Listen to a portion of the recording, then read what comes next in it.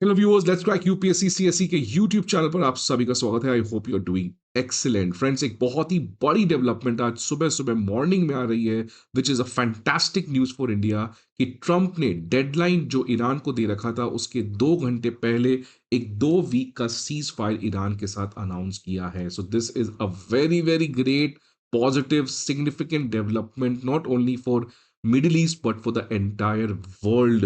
तो ट्रम्प का ये कहना है कि 2 वीक का सीज फायर ईरान के साथ किया जाएगा। ऑल दो पहले एज पर अनऑफिशियल रिपोर्ट ये सीज फायर 45 डे का था, बट 2 वीक का सीज फायर ईरान के साथ अनाउंस किया गया है। और ट्रम्प का ये कहना है कि इस कॉन्टेक्स्ट में तेहरान जो है वो मान चुका है स्ट्रेट ऑफ हॉर्मुज को रीओपन करने के लिए। और अगर स्ट्रेट ऑफ हॉर्मुज नहीं रीओपन करता है ईरान, तो फिर से ईरान के अगेंस्ट उसके सिविलियन इंफ्रास्ट्रक्चर के ऊपर अमेरिका जो है वो कॉन्स्टेंटली अटैक करते रहेगा। ईरान भी इस पर्टिकुलर सीज फायर को मान चुका है, क्योंकि इसमें ईरान के हिसाब से एक बहुत बड़ी जीत हुई है। बिकॉज ये जो सीज फायर है जहां पे बातचीत चलेगी दोनों कंट्री के बीच में, ये बातचीत ईरान के द्वारा पेश किए गए 10 पॉइंट प्रपोजल के आधार पर होगा।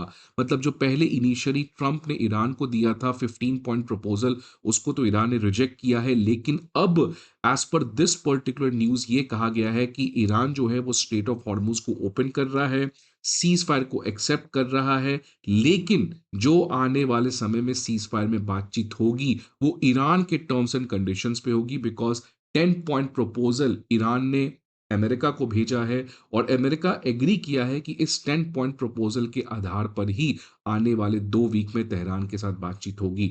तो यहाँ पे दोनों के बीच में एक नैरेटिव वॉरफेयर चल रहा है, कौन जीता कौन हारा, बट ये तो समय बताएगा। और ये अभी भी 2 वीक का सीज फायर तो हो चुका है, बट आपको पता है कि ट्रंप को प्रेडिक्ट करना it's near to impossible what's he is going to do next.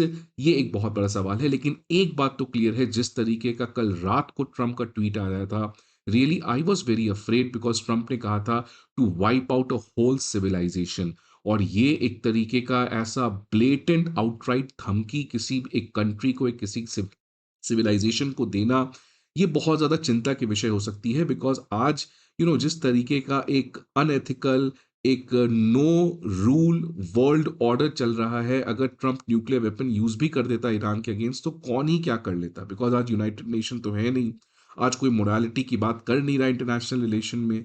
So the things which is going, कोई कुछ भी कर सकता है, और इसको रोकने के लिए कोई कुछ कर भी नहीं सकता है। सो जिस तरीके का धमकी कल ट्रंप का आया था होल सिविलाइजेशन को वाइप आउट करने का, ये क्योंकि you are dealing with Trump, Trump has lost his sense, he is a crazy old person. Now what extent he can go, no one can imagine. तो उस कॉन्टेक्स्ट में अब ये सीज फायर आने वाले समय में सक्सेसफुल होगा या नहीं होगा, बट एक बात तो जरूरी है कि इस पर्टिकुलर ट्वीट के बाद रियली एक बहुत बड़ा रिलीफ पूरे वर्ल्ड को मिला है इस पर्टिकुलर अनाउंसमेंट के बाद। अब देख सकते हैं बैक टू बैक बहुत सारे ट्वीट्स आए हैं, इनको भी देखते हैं। ये रहा प्रेसिडेंट डोनाल्ड जे ट्रंप के द्वारा ट्वीट, उसमें उन्होंने कहा, based on conversation with prime minister Shahbaz Sharif and field martial Asim Munir of Pakistan, इसके बातचीत करने के बाद एक डबल साइडेड सीज फायर पे पहुंचा गया है, जहां पे ईरान जो है वो स्ट्रेट ऑफ हॉर्मुज को इमीडिएटली ओपन करेगा।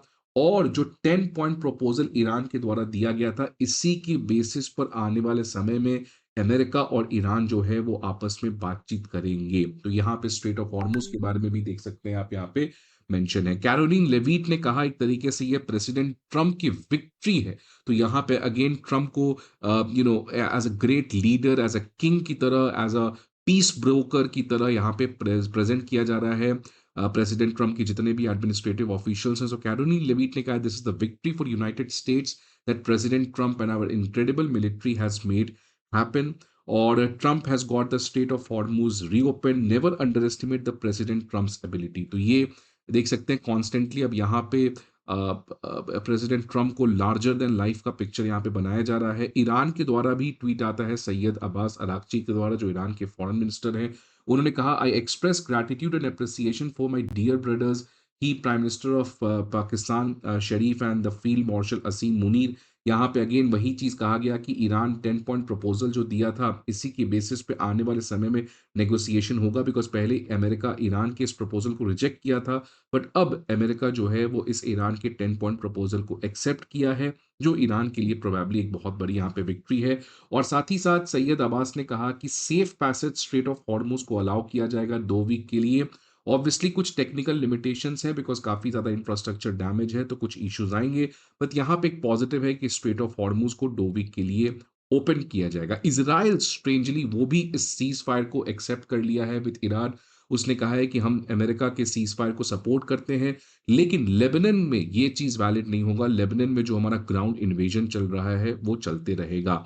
लेकिन इज़राइल जो है वो ईरान के साथ जो अमेरिका का सीज़फायर हुआ है, उसको सपोर्ट कर रहा है, which means in the coming time Israel will also not attack Iran because Israel आपको पता है कल रात को ही उसने सिविलियन इंफ्रास्ट्रक्चर के ऊपर अटैक करना ऑलरेडी स्टार्ट कर दिया था। शहबाज शरीफ जो पाकिस्तान के प्राइम मिनिस्टर हैं, इनका भी ट्वीट आता है और इन्होंने कहा कि सीज़ फायर जो है वो इफ़ेक्टिव इमीडिएटली है। यहाँ पे इन्होंने स्ट्रेंजली लेबनान का मेंशन किया था बट इज़राइल ने कहा है कि लेबनान के साथ ये सीज़फायर जो है, ये वैलिड नहीं रहेगा। This ceasefire only is applicable for with respect to Iran, America and Israel. Lebanon यहाँ पर नहीं रहेगा। साथ ही साथ यहाँ पे पाकिस्तान ने अपने आप को अगेन पीस ब्रोकर की तरह रिप्रेज़ेंट करने का बातचीत किया। इस्लामाबाद टॉक के बारे में बातचीत किया, तो पाकिस्तान यहाँ पर काफ़ी ज़्यादा अपने आप को as a global piece dealer की तरह प्रेज़ेंट करते हुए दिख रहा है। बट एक बात तो क्लियर है, यहाँ पे पाकिस्तान एक तरीके का प्रॉक्सी था, the real thing was played by China. Because AFP जो एक अमेरिकन न्यूज़पेपर है, वहाँ पे इस चीज़ को अच्छे से कवर किया गया है कि कैसे ट्रम्प से जब पूछा गया तो उन्होंने कहा कि इसमें ज़रूर चाइना इन्वॉल्व है। अगर चाइना ईरान को परसुएड नहीं करता तो ये 2 वीक का सीज़फायर कभी हो भी नहीं सकता है because Pakistan effectively has zero leverage with respect to Iran. It was only China who persuaded Iran to get into a 2 week ceasefire. तो ये पूरा खेल जो है वो चाइना पीछे से खेला है बिकॉज़ आपको पता है पाकिस्तान के फॉरेन मिनिस्टर चाइना भी गए थे और चाइना वहाँ पे एक 5 पॉइंट प्रपोज़ल भी लाया था पाकिस्तान के साथ मिलकर।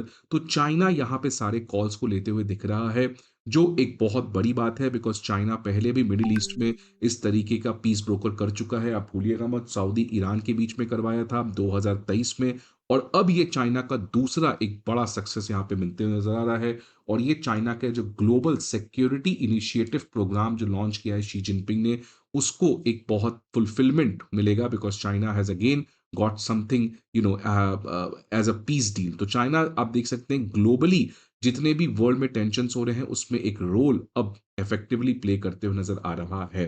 व्हाइट हाउस ने कहा है कि ये अमेरिका की विक्ट्री है, ईरान कह रहा है कि ट्रंप की ट्रंप के लिए एक बहुत बड़ी ह्यूमिलिएशन है कि हमारे 10 पॉइंट प्रपोज़ल को मानकर अब आने वाले समय में सीज़फायर की बातचीत करेंगे। अब इसके अलावा इस फ्राइडे को यूएस और ईरान की बातचीत प्रोबेबली इस्लामाबाद, पाकिस्तान में हो सकती है, जहाँ पे अब सीज़फायर से आगे बढ़कर एक परमानेंट एंड कैसे किया जाए इस वॉर को, इसके बारे में बातचीत होगी। अब सवाल आता है कि भारत के ऊपर इसका क्या इम्पैक्ट होगा? तो एक तो बहुत बड़ी राहत है कि हमारा जो 90% गैस स्ट्रेट ऑफ हॉर्मुज़ से आता है, वो अब आना स्टार्ट हो जाएगा। ऑलरेडी पहले भी आ रहा था, लेकिन अब एक तरीके से इसको और ज़्यादा ईज़ ऑफ लॉजिस्टिक्स देखने को मिलेगा। तो भारत नहीं, बहुत सारे कंट्री की जो एनर्जी डिलेमा थी, वो काफ़ी हद तक रिज़ॉल्व हो पाएगी। तो इंडिया के लिए एज़ सच जो है, वो अब काफ़ी पॉज़िटिव डेवलपमेंट है बिकॉज़ इंडिया में इन्फ्लेशन आपको पता है, ऑयल प्राइसेज़, रूपी डेप्रिशिएट करने का प्रॉब्लम, ये सभी चीज़ एक सिग्निफिकेंट प्रॉब्लम क्रिएट कर रहा था भारत की इकोनॉमी के लिए, but now things might and. लेकिन एक बात जो है इंडिया को ज़रूर चिंतित कर रही होगी, कैसे धीरे-धीरे करके आप देख सकते हैं चाइना ग्लोबली काफ़ी ज़्यादा एक प्रोग्रेसिव रोल प्ले करते हुए नज़र आ रहा है और कैसे पाकिस्तान जो है वो भी इस समय एक तरीके के लाइमलाइट में आया है। ऑल्दो एक बात तो क्लियर है कि Pakistan was acting as a proxy of China, but Pakistan जो है वो इस समय इफेक्टिवली अमेरिका जाके व्हाइट हाउस में डिनर कर रहा है, चाइना के साथ बातचीत करके चीज़ों को रिज़ॉल्व करने का प्रयास कर रहा है। I agree to S. Jaishankar when he calls us Dalal, but effectively the Dalal is doing a lot of things now. And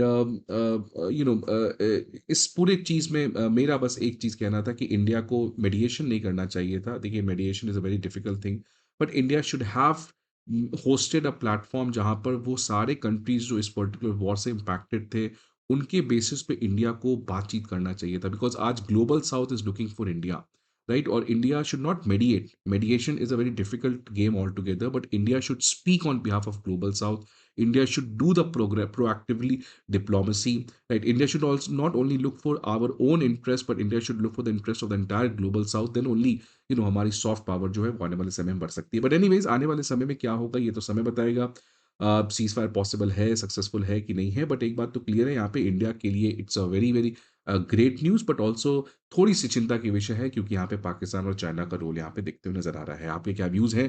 please let me know the comment box. I hope आपको ये video अच्छा लगे. See you again some other video. Till then goodbye, take care.